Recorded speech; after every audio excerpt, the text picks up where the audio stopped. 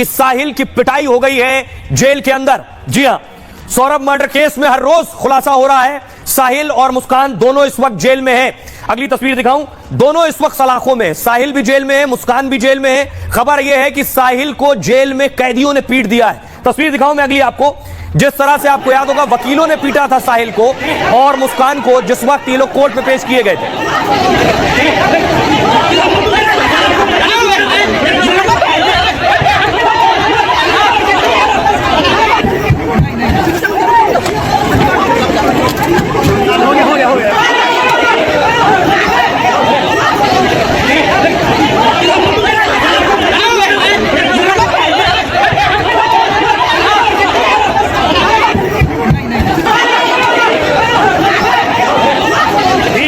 से साहिल की पिटाई जेल में हो गई है जैसे कोर्ट में वकीलों ने पीटा था गुस्से में।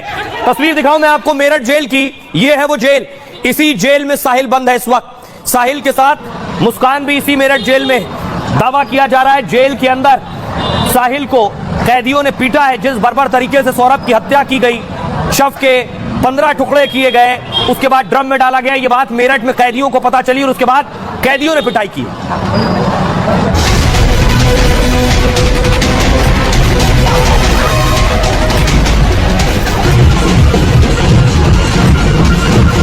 मेरठ के चर्चित सौरभ मर्डर केस के आरोपी की जेल में जमकर पिटाई हो गई। जिस दरिंदगी से सौरभ की हत्या की गई थी उस पर कैदियों का गुस्सा भड़क गया। वकीलों के बाद कैदियों ने भी आरोपी साहिल पर हाथ साफ किया है। जेल के बैरक में आरोपी साहिल की पिटाई का दावा है। मारपीट में साहिल को गंभीर चोटें आई हैं, लेकिन सुरक्षा गार्ड ने उसे बचा लिया। पिटाई के बाद पुलिस पूछताछ में उसने कई खुलासे किए हैं। हत्या के बाद ड्रम कनेक्शन से लेकर हिमाचल टूर पर खुलासा किया है। अब देखिए क्या कर रहे हैं साहिल और मुस्कान जेल में। इनको भी अंदाजा नहीं था कि जेल के अंदर इनकी कोई पिटाई कर देगा। मुस्कान भी जेल में है मेरठ की और साहिल भी जेल में। सौरभ मर्डर केस के आरोपी की जमकर पिटाई हो गई। पेशी के दौरान कोर्ट में वकीलों ने कुटाई की, पहले जो तस्वीर मैंने आपको दिखाई, और इसके बाद जेल के बैरक में साहिल के साथ मारपीट हुई। बैरक में बंदियों ने, कैदियों ने आरोपी साहिल की जमकर पिटाई की। हंगामा होने के बाद सुरक्षा गार्ड पहुंचे फौरन और सुरक्षा गार्ड ने इसे बचाया। इसके चेहरे पर पिटाई के निशान भी पड़े। हालांकि पुलिस ने बैरक में हुई पिटाई की पुष्टि नहीं की है। जो कैदी जेल से बाहर आए हैं उन्होंने पिटाई की जानकारी दी है। पिटाई के बाद साहिल ने मर्डर केस को लेकर कई खुलासे किए हैं। खबर यह है आरोपी मुस्कान और साहिल नशे के आदी हैं। हिमाचल टूर पर रोजाना 2 बोतल शराब पी रहे थे और नशा कर रहे थे।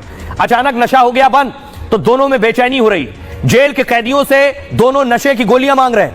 नशे की गोलियां मांगने पर उनकी निगरानी और बढ़ा दी है पुलिस ने। योग और नशा मुक्ति केंद्र में इनकी काउंसलिंग हो रही है। दूसरे बंदियों को इनसे बात ना करने की हिदायत दी गई है। जेल में दोनों ने पहले 4 दिन तक खाना बहुत कम खाया, लेकिन अब वो जेल में भरपेट खाना खा रहे हैं। दोनों को सुबह चाय और इसके बाद नाश्ता मिल रहा है, दोपहर में लंच और शाम को फिर खाना दिया जा रहा है। मुस्कान और साहिल से मिलने के लिए जेल में अब तक इनके परिवार का कोई सदस्य नहीं आया, ना ही दोनों का परिवार इनका केस लड़ने को तैयार है।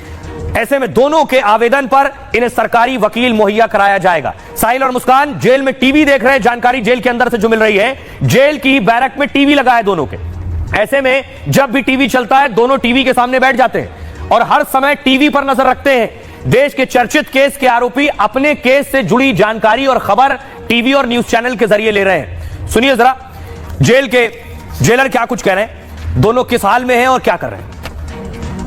जेल के अंदर बंदियों के आपस में इनकी मुलाकात नहीं हो सकती, क्योंकि जेल के अंदर उन्हीं बंदियों की मुलाकात हो सकती है जो रक्त से संबंधित है। जैसे माँ बेटी, माता पिता आपस में, पति पत्नी, इस तरह के इनकी आपस में मुलाकात। पुरुष बैरक बिल्कुल अलग होती है, महिला बैरक बिल्कुल अलग है। लगभग हमारे पुरुष बैरक महिला बैरक में आधा पौन किलोमीटर का अंतर है, तो मुलाकात नहीं हो सकती। वो जेल मैनुअल के उस प्रावधान में नहीं आते हैं कि इनकी मुलाकात हो, इसलिए इनकी मुलाकात आपस में नहीं हो सकती। ये बात सही है कि जो बंदी नशे वाले आते हैं और काफी बंदी नशे वाले आते हैं उसकी तरह व्यवहार था, इनका सामान्य बंदियों की तरह नहीं था। चिंतित और सिर झुकाए रहना, डिप्रेशन, फ्रस्ट्रेशन लग रहा था। इसी के तहत जब स्वास्थ्य परीक्षण पाया गया तो डॉक्टर ने कहा कि विड्रॉल सिम्टम है, अतः इनका उपचार करना जरूरी है। तो डॉक्टर ने उनका उपचार करना शुरू कर दिया तथा नशा मुक्ति केंद्र के माध्यम से हम उनका नशा छुड़वा रहे हैं। अभी उसने सिर्फ इतना ही कहा है। हमारा भी प्रयास है कि कम से कम महिला बंदी उससे बात करें और इस केस के बारे में बार बार बात ना हो। लेकिन सोचिए इनके रोज नई तस्वीरें सामने आ रही हैं। ये जेल के अंदर है। हत्या के बाद जब ये शिमला घूम रहे थे, हिमाचल घूम रहे थे हत्या के बाद, ये उस वक्त की तस्वीरें, कैसे होली मना रहे हैं, डांस कर रहे हैं। ऐसे 3 नए वीडियो सामने आ गए, देखिए।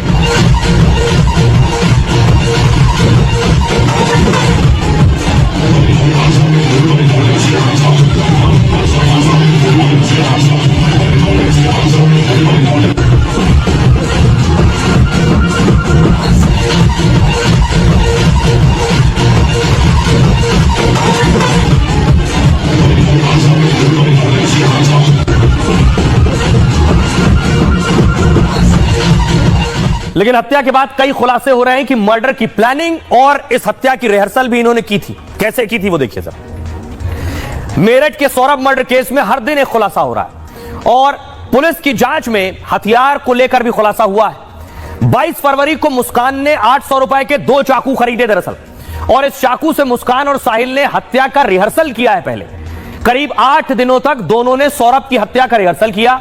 सूत्रों के मुताबिक मुस्कान अपने हाथ से चाकू नहीं चला पा रही थी, इसलिए हत्या के लिए मुस्कान एक उस्तरा भी खरीद कर लाई थी कि चाकू नहीं चल रहा है तो उस्तरा खरीद लिया।